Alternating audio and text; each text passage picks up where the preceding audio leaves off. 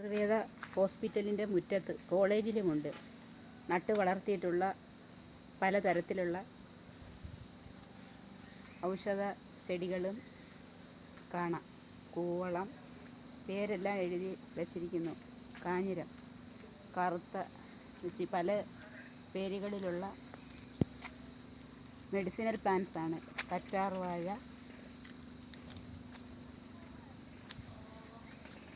ഒരേ നിലയിൽ അടുക്കി ചെടിച്ചട്ടിയിൽ സജ്ജീകരിച്ചിരിക്കുന്നു. ചതുരമുല്ല, നാടൻ കറുപ്പ്, ഇതൊന്നും നമ്മൾ കണ്ടിട്ടില്ലാത്തതാണ്. ഇവിടെ പഠിക്കുന്ന മെഡിസിന് പഠിക്കുന്ന കുട്ടികൾക്കെല്ലാം പഠിക്കുന്നതിൻ്റെ ആവശ്യത്തിലേക്കായി നട്ട് വളർത്തി പരിപാലിക്കുന്ന ചെടികളാണിവയെല്ലാം.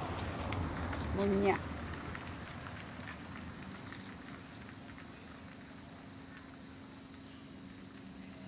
ഒരുപാട് മെഡിസിനൽ പ്ലാന്റ്സ് ഇങ്ങനെ നട്ട് വളർത്തിയിരിക്കുന്നു. നന്ദ്യാർവട്ടം, ഇലഞ്ഞി, ചക്കരക്കൊല്ലി, പല ചെടികളും നമ്മുടെ വീട്ടുമുറ്റത്ത് തന്നെ ഉണ്ടെങ്കിലും നമ്മളിതൊന്നും അറിയാറില്ല.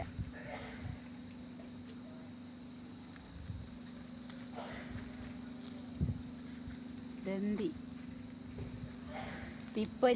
തിപ്പലി ഒരു പ്രധാനപ്പെട്ട ഒരു ഔഷധ സസ്യമാണ്.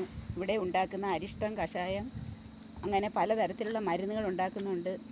ചേരുവയായിട്ട് ചേർക്കാൻ വേണ്ടി വളർത്തുന്നതുമാണ് ഈ മെഡിസിനൽ പ്ലാന്റ്സ്.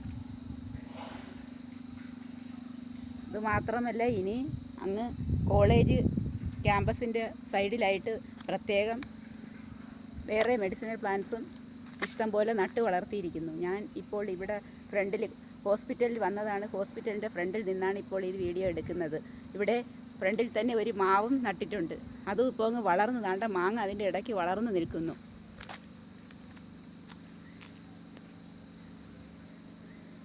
കണ്ടാ കൂട്ടുകാരെ, ഞാൻ ഇതിൻ്റെ മുറ്റത്തെല്ലാം നടന്ന് ഈ മനോഹാരിത ഇങ്ങനെ ആസ്വദിക്കുന്നു.